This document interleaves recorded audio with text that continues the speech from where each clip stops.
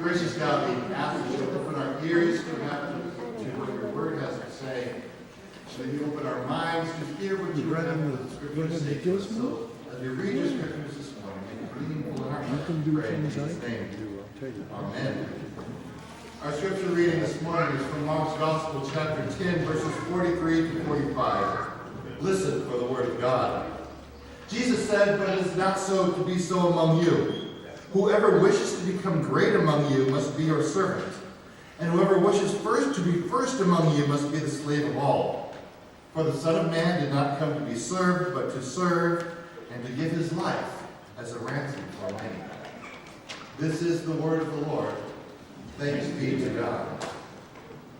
You know, I want to set the setting for this reading this morning about where this comes from. This very famous saying, "For the Son of Man came not to serve, but not to be served, but to serve, and to give his life as a ransom for many." The setting of this is that James and John, two of the apostles, the sons of thunder, come to Jesus on their own, and they ask him for a favor. They say to Jesus, "Jesus, can you make it so that when your kingdom comes, we can sit at your right hand and your left hand?" Now, Matthew's gospel is their mom who does it, because mom was looking out for their boys. In Mark's gospel, it's just the two boys who come to Jesus. "Can we sit at your right and your left hand?" And what they're imagining is a victory feast, that they've conquered all that they've come to do, and they're having a great feast. And the king is sitting in the middle of the table, and the two places at his right hand and his left hand are where his most trusted lieutenants would be. His most gifted advisors would be right there next to him, ready to give him that advice. And if you ever got to a fancy dinner with place cards, you know how important it is where the place cards are set. And if you put somebody in the wrong place, you can hurt feelings, can't you? Oh yeah. Or if you end up at the wrong table, the table farthest away from the front. That is how important these seating arrangements are. And Jesus' answer is, "It's not mine to give those spots away, but let me ask you this. Are you able to drink the cup that I drink, or are you able to be baptized with the baptism that I am baptized with?" And again, you've got that vision of the feast. He's got the cup sitting there in front of him. "Can you drink from this cup with me?" He says to them, "Can you really share with me and what I have to do and what I've been called and sent here to do?" And their answer is, "Oh yeah, we can do that." Because they really don't get it yet. And then Jesus' answer to them is, "Yeah, you will drink the cup that I have been baptized with, the cup that I drink, and you will be baptized with the baptism that I have been baptized with." And the image that came into mind was from Star Wars, The Empire Strikes Back. When Yoda says to Luke, "You will."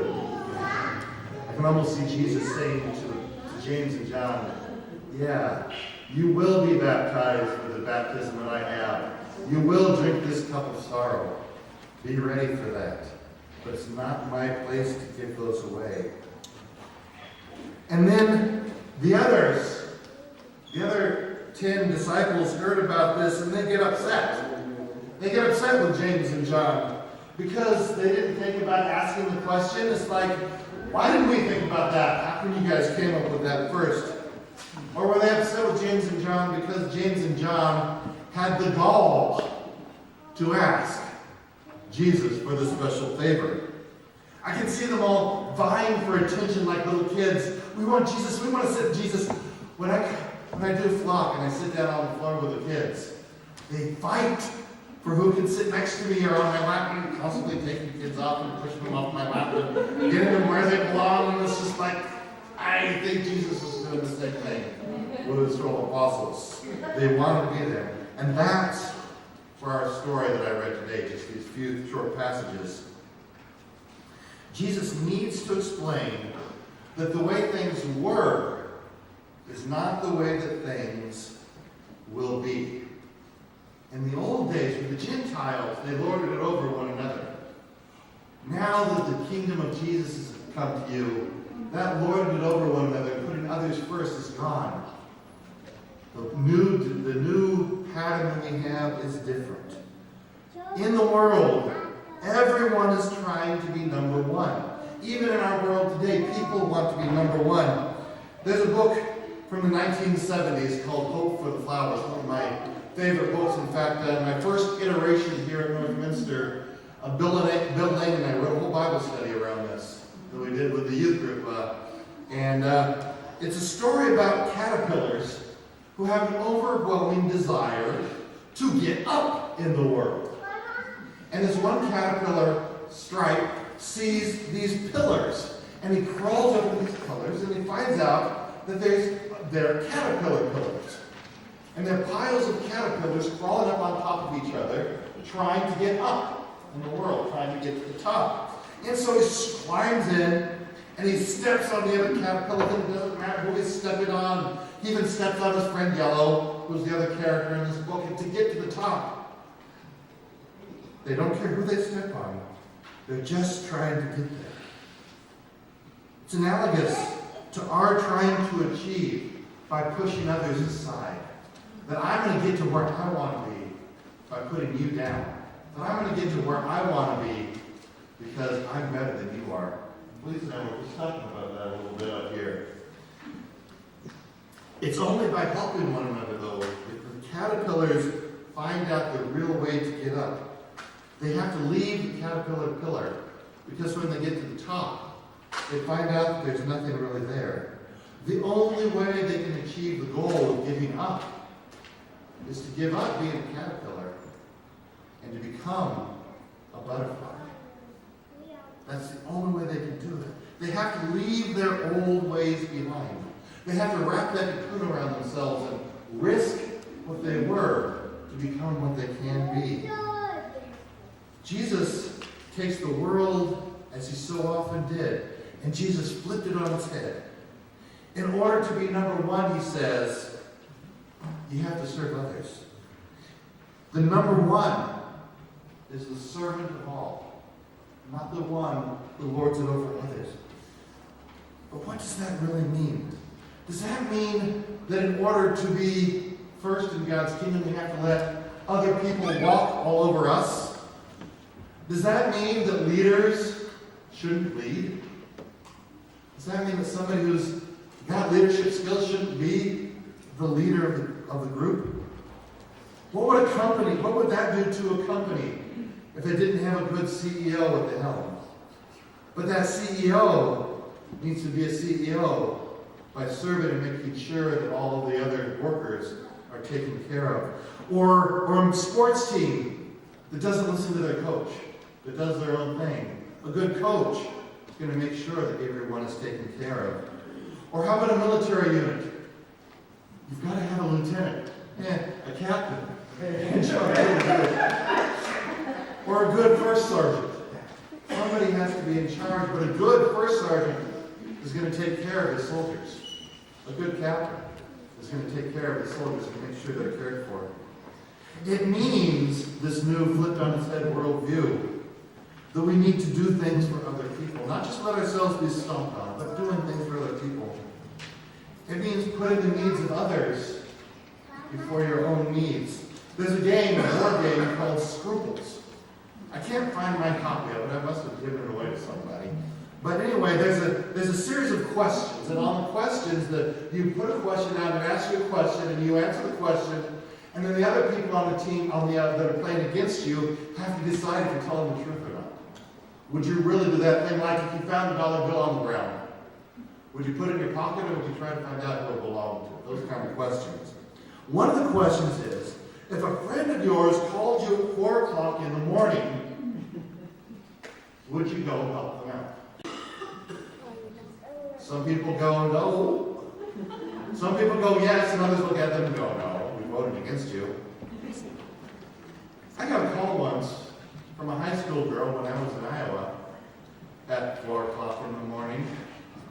I went up, met her at the Hardee's, which was the only place in town that was open 24 hours. We sat there and talked for an hour, and then I went to a payphone, this was before cell phones, and I called her dad and told her I'm bringing her home. And we woke him up at 5 o'clock in the morning. What do? You put others first, even if it impacts what you're doing. Jesus gave us the example of a lifetime of service. Jesus always put the needs of others first. Even when he was tired and he's trying to go off to get some rest in the wilderness, when the crowd showed up, what did he do? He preached, he healed, he fed them. Mark tells us that he gave his life as a ransom for many.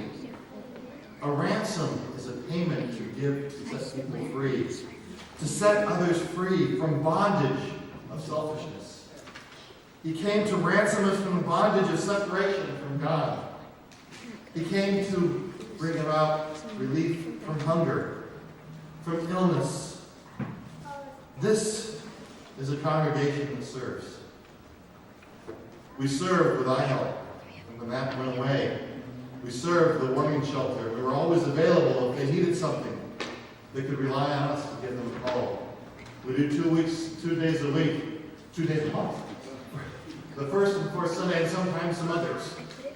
We just show up because that's what they need to give us a call. They told Jackie or Lisa or myself, and we show up. We're serving church. Today, we're focusing just a little more on that service. Following worship, you're invited to go out and to serve others. Here's a partial list of the ways that we're going to be serving others today. We have a few people going over to work in the yard of a home for kids that are in transition from one type of living to independent living. It's a home where they can go and they can grow. We've got a group going over that'll work in their yard, get some sweat. It's nice, it's not too hot today. If you want to do that, talk to Jeff. He's out with the babies. Talk to Jeff Kuda and you can join that group. We have a group of people that will be working together making blankets to give to the homeless children at the shelter, to give to those kids who have nothing. And it's a way to do it. If you can tie knots or cut fabric, or you can do that. Now, that'll be in Geneva room, I think. We always make pillows, and I know there's a group of people that are going to be working on some of the pillows that we do. That's also going to be in the Geneva room. There's going to be a group making, preparing casseroles in the kitchen. Like I said, we're going to freeze those and have them available when we get a call from the shelter saying, can you help us out tonight? Yep. Give us an hour. We'll throw it in the freezer in the oven. We're going to go down to El Dorado Park over here. You know, our city parks, something we can do is to clean up the trash that others leave behind. It's a good thing to do. So we've got a group going over to El Dorado Park, and Amy and her family will be there. And if you can join them, we've got some clippers. I saw Dan brought some picker-uppers. We've got some more picker-uppers that I'll pull out. There he is. He's got one right there. That we don't have to pin down so far. I got some more that I should have pulled out. And of course, those are those who can pray. Who can pray? I got a call from Claire yesterday saying, what do we pray for? And it's like, well, we can pray for our nation. We can pray for our church, that we will continue to be what God called us to be, that we'll continue to grow. We can pray for our finances, our church finances, our city's finances, that we can have the money that we need to serve God, to continue serving. We can pray for all of our leaders, for Mayor Gunter and for Jimmy Panetta, and for all of those that serve us in the capacities of service. And if you want to stay, Claire's going to be with a group of people in room 11. And you can pray here, or you can go home and pray. And Beulah says, yeah, I'm going to go home and pray because I want to put my feet up. And it's a wonderful thing. Whatever you can do. And then tonight, as I mentioned, it's a shelter night. Years past, we've gathered together and we've had a potluck together. Well, we can't do that.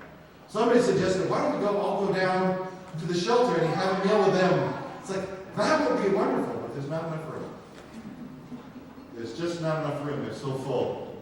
But we can still serve. So if you're able to come back and help us serve at 6 o'clock, we'll go down there. I know we have one family that's vegetarian. So I'll be doing a vegetarian dish, but if you can make something vegetarian, that family would appreciate it. And so following our final hymn, a hymn of service this morning, after, of course, the offering and prayers, because those are important. We're going to go out for a day of service. It can be an hour, 2 hours, 3 hours, 6 hours. Whatever you can do is up to you. And let us, as we always have done, continue to serve always. Will you pray with me? Gracious God, we thank you for calling us to serve, and we ask that you will help us to continue to serve others. Help us to be a servant people, to put the needs of others before our own needs. We ask all of these things in Jesus' name. Amen.